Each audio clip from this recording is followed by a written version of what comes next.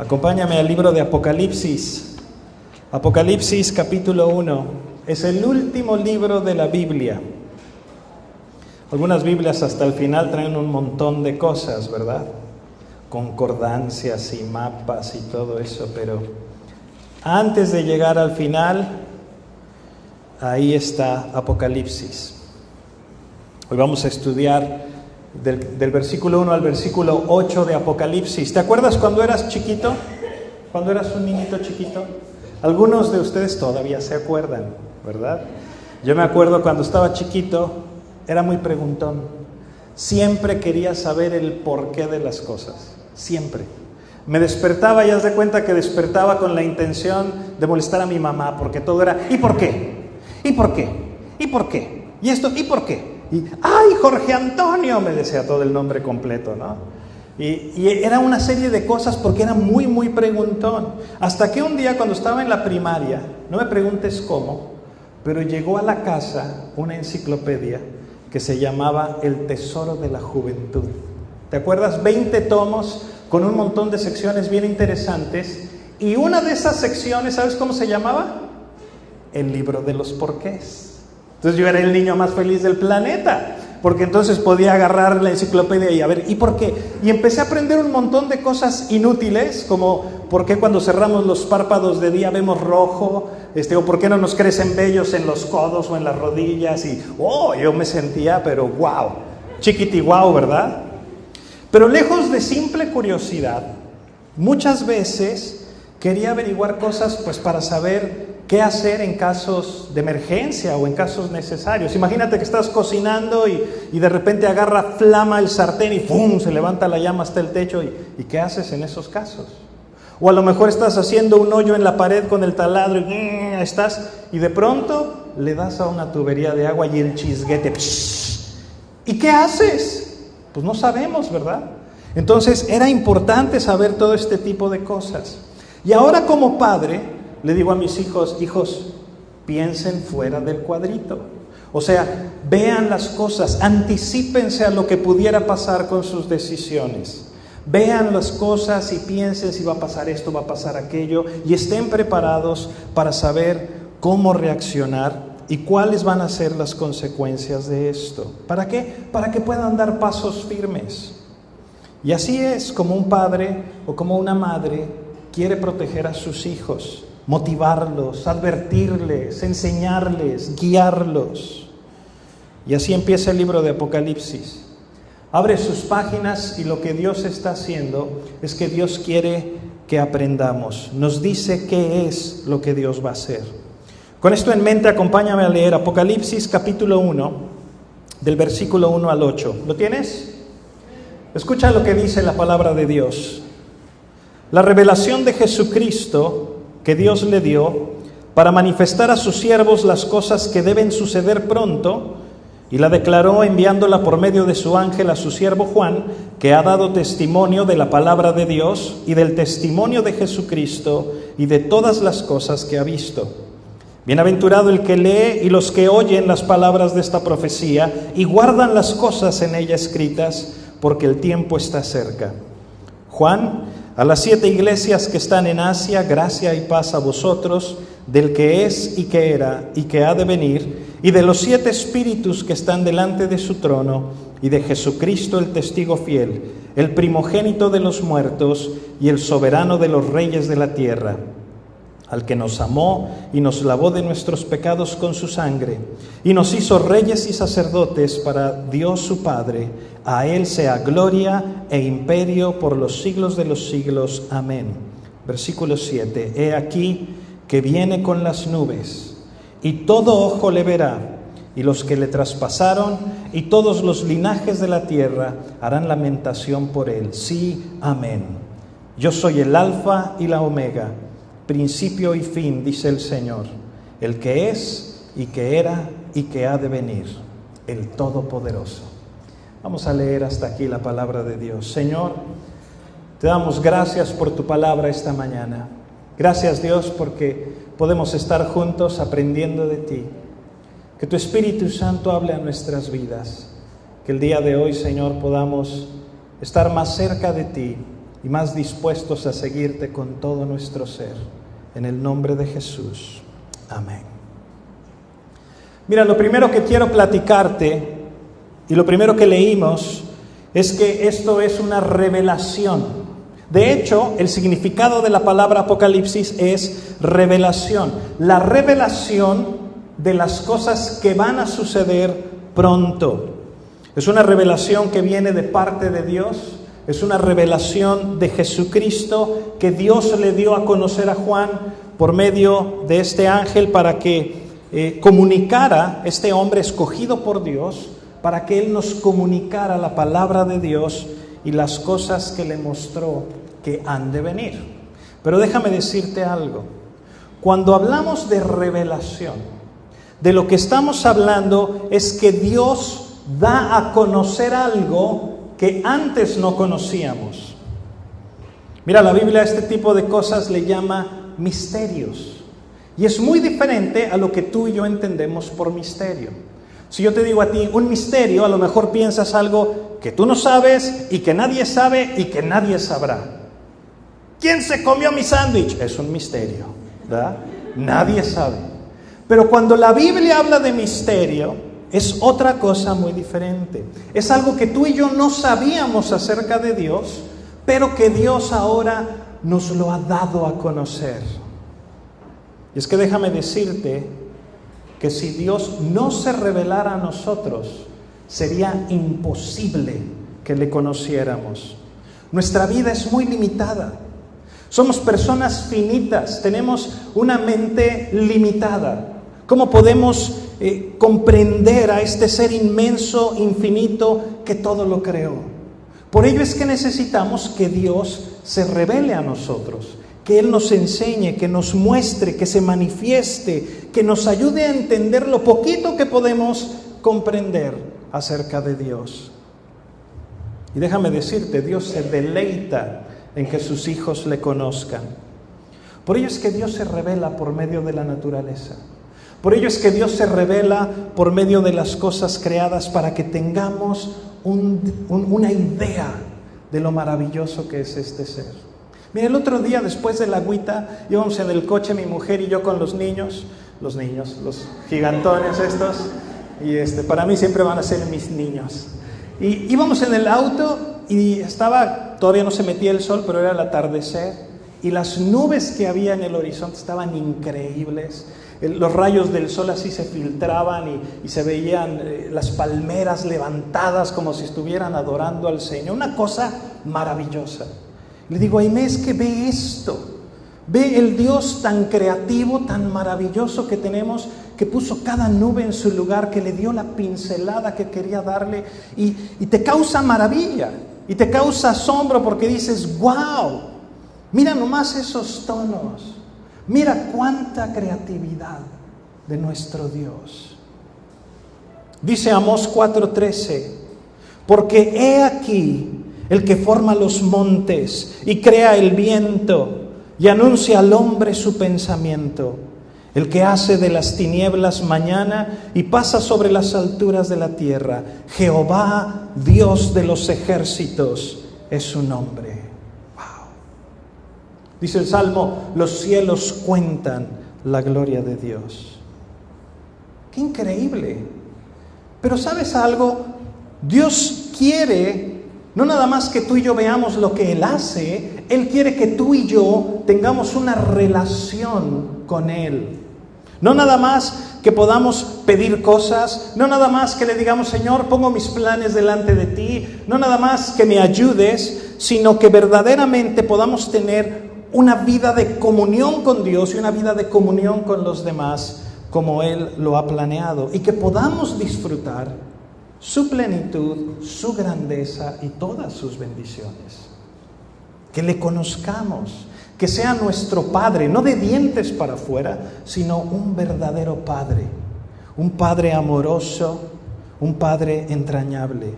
Y por eso es que Dios se revela, por eso es que Dios en el Antiguo Testamento se comunicó con nosotros y empezó hablando con la nación de Israel. Y cuando lees el Antiguo Testamento, puedes empezar a conocer a Dios, a conocer su carácter, a conocer su gloria, a conocer su justicia, a conocer qué es lo que Dios anhela, qué es lo que Dios desea, qué es lo que Dios busca, su voluntad, sus propósitos, sus diseños y lo que tiene para ti. Y aun cuando Dios habló con algunos audiblemente, con otros por sueños, con otros con visiones, con otros por medio de ángeles, con todos nosotros habla por medio de las Escrituras. Pero ¿sabes? Hacía falta una mayor revelación. Todavía eso no era suficiente. Escucha cómo lo explica el autor de Hebreos 1.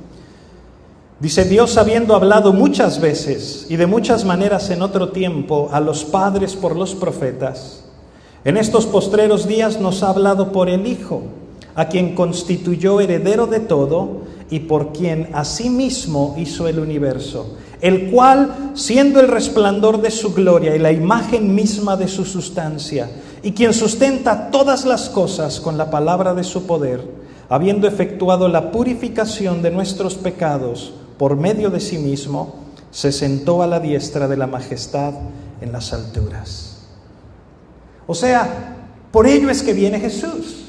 Para eso vino Jesús, para darnos la reconciliación que tanto necesitábamos y para podernos mostrar al Padre. Para que finalmente tú y yo podamos conocerle. Dios mismo se hace hombre para que le conozcamos, para que verdaderamente podamos tener esa relación que Él busca, para que sepamos cómo es. No por nada dice que somos bienaventurados si leemos las palabras de la Biblia. Pero déjame decirte que si escuchamos la palabra de Dios, pues no tenemos excusa. Es lo que nos está diciendo. Es como si nos dijera: bueno, ¿qué más quieres? Ya te hablé, ya te mandé voceros, ya vine, y ahora, ¿qué vas a hacer? Ya se mostró por medio de su creación, ya se mostró por medio de los profetas, ya vino Jesús. Ahora sí no tenemos para dónde hacernos, ¿verdad? Y sin embargo tú y yo conocemos personas que dicen: sí, yo sé que Dios es real. Sí, Diosito debe estar por ahí en algún lado, ¿verdad? Bueno, ¿y tú cuándo vas a venir delante de Él? No, pues eso es para los viejitos. Eso es para cuando uno ya está cerca de llegar ante Él, ¿verdad?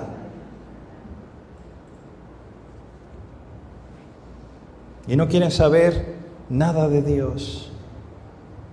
No les interesa entrar en una relación con el Creador. De hecho, me corrijo. Están en una relación con el Creador, pero están en una mala relación. Porque dice la Biblia que estamos enemistados con Dios.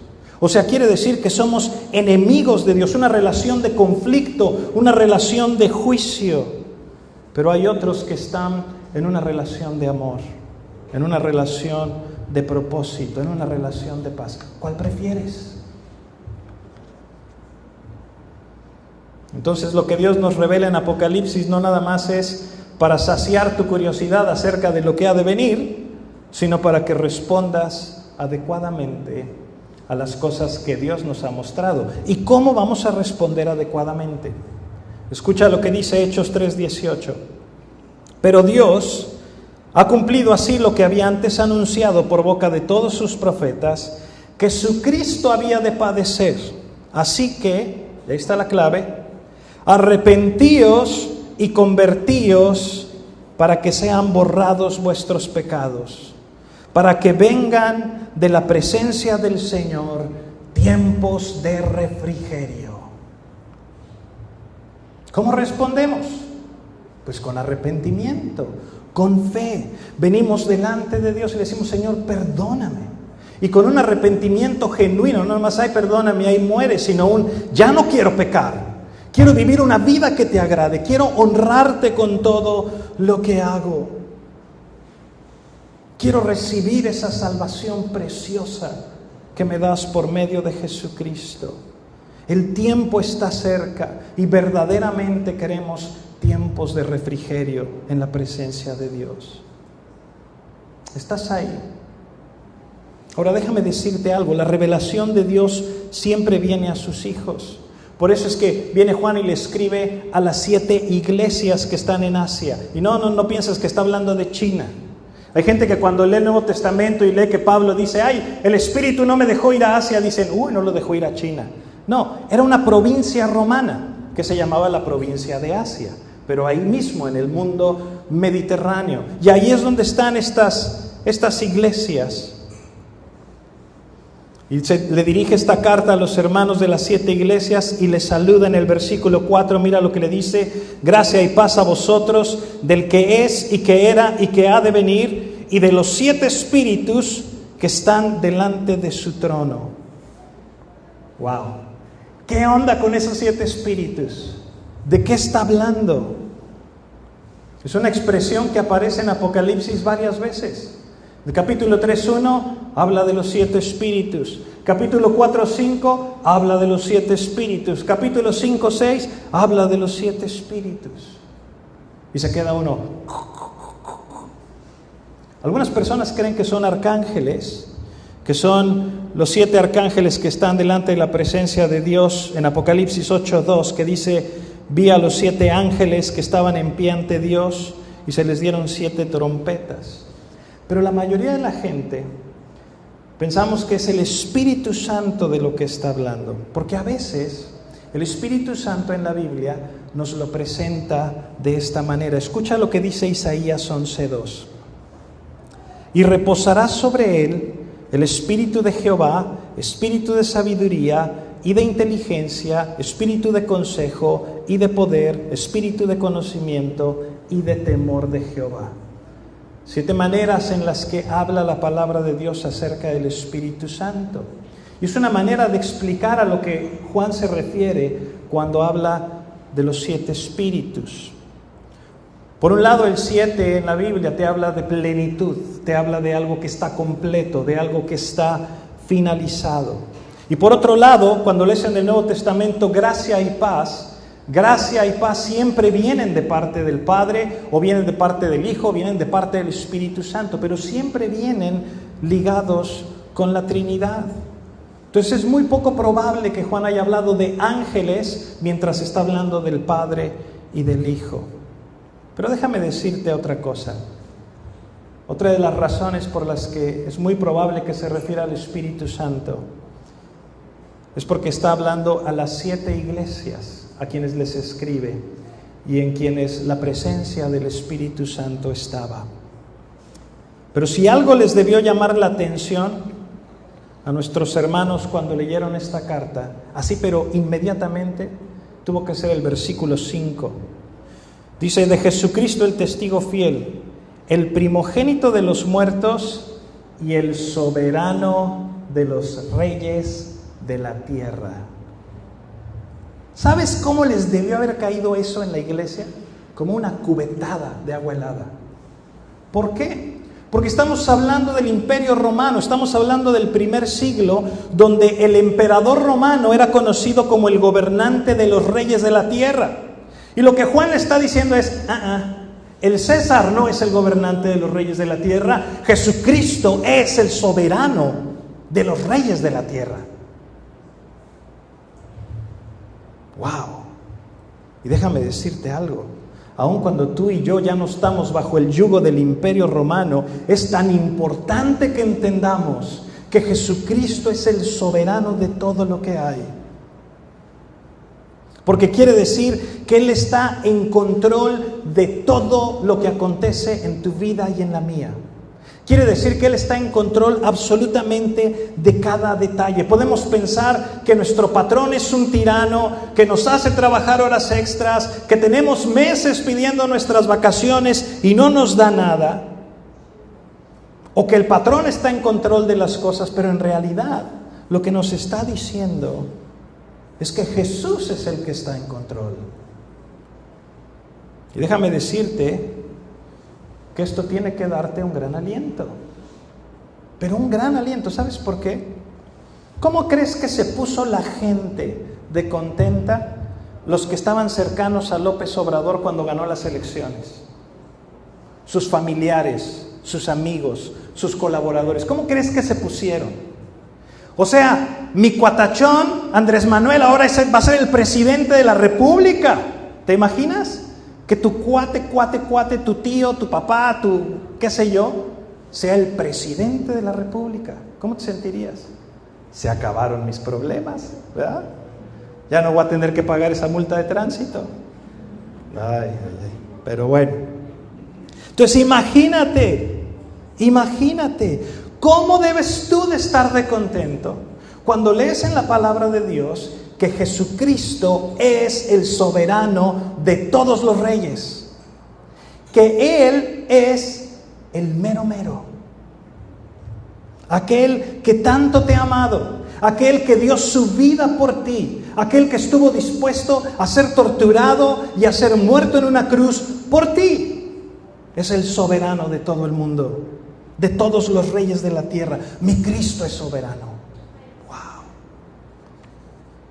¿Ves por qué te decía que Apocalipsis es una carta de motivación? Es una carta emocionante, porque en medio de todas nuestras dificultades, en medio de nuestras carencias, en medio de nuestras enfermedades, en medio de nuestros dolores, el Rey de Reyes es Jesucristo. Por eso es que Juan estalla en adoración. Mira lo que dice: al que nos amó y nos lavó de nuestros pecados con su sangre y nos hizo reyes y sacerdotes para Dios su Padre, a Él sea gloria e imperio por los siglos de los siglos. Amén. ¡Wow! ¿No te emocionas? ¡Wow! Nuestro Cristo es el Rey soberano. Y aunque muchos no lo crean ahora, mira lo que dice Juan: he aquí que viene con las nubes, y todo ojo le verá, y los que le traspasaron, y todos los linajes de la tierra harán lamentación por él. Sí, amén. Dice, va a venir, y todos lo van a ver, y muchos se van a lamentar por no haber creído en el unigénito Hijo de Dios. ¿Te acuerdas cuando juzgaron a Jesús? La noche que lo entregaron, estaba ahí con Caifás, el sumo sacerdote, y lo estaban juzgando, y Caifás estaba tratando de hacerlo caer en alguna acusación para tener una justificación para matarlo. ¿Te acuerdas? En Mateo 26, fíjate lo que le dice Caifás, el sumo sacerdote, le dice a Jesús: te conjuro por el Dios viviente, que nos digas si eres tú el Cristo, el Hijo de Dios. Y Jesús le dijo: tú lo has dicho, y además os digo que desde ahora veréis al Hijo del Hombre sentado a la diestra del poder de Dios y viniendo en las nubes del cielo. Es lo mismo que está diciendo Juan. He aquí, viene con las nubes, y todo ojo le verá, y los que le traspasaron. Pero cuando el sacerdote escucha esto, se rasga las vestiduras y dice: esto es una blasfemia. Era lo que necesitaba. ¿Por qué? Porque entendía que eso de venir en las nubes era algo que se había profetizado acerca del Mesías. Daniel, muchos años atrás, lo explica así: miraba yo en la visión de la noche, y he aquí con las nubes del cielo venía uno como un hijo de hombre, que vino hasta el anciano de días, y le hicieron acercarse delante de él. Y le fue dado dominio, gloria y reino, para que todos los pueblos, naciones y lenguas le sirvieran. Su dominio es dominio eterno, que nunca pasará, y su reino uno, que no será destruido. Entonces imagínate esto. Viene Dios y le dice a Adán y Eva: mira, por causa de tu pecado vas a morir. No nada más físicamente, sino espiritualmente. Por causa de tu pecado hay un abismo tremendo entre Dios y tú, el cual no puedes cruzar, porque Dios es un Dios santo. Pero en su gracia, Dios va a enviar un Salvador. Y más adelante le dice al profeta Isaías que este Salvador tendría que padecer y tendría que morir en la cruz y tendría que derramar su sangre, y que esa muerte y ese sacrificio iba a pagar el precio por nuestros pecados.